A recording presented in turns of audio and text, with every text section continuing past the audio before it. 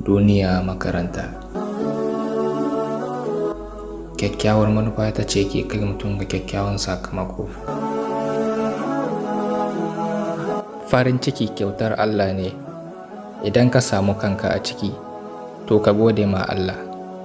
Haka idan ka samu kanka a kunci, to ka gode masa. Domin babu mai sai Allah. Ka yi gaskiya don ka nemi kusancinka ga mahaliccinka. Kada ka yi ƙarya don ka burge mutum ko mutane, domin duk wanda ka yi wa ƙarya don ka burge shi, to haƙiƙa shi ne zai fara kiranka da maƙaryaci. Kowa da irin rayuwarsa, kuma ita ce duniya za ta kalle shi da ita. Alheri ne ko sharri, ka riƙe alheri a koda yaushe, ka nisanta da sharri, sannan ka yi rayuwa da mutane da ɗabi'a mai kyau.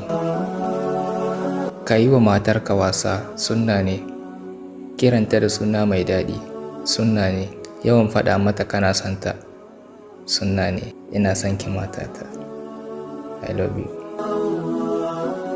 Duk wanda ka ga yana neman agajinka, idan kana da hali ka agaza masa. A duniya kake da wannan damar, a lahira duk masu nema ne mu.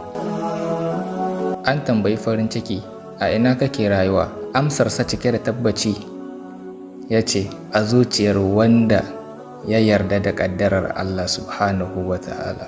Allahu Akbar.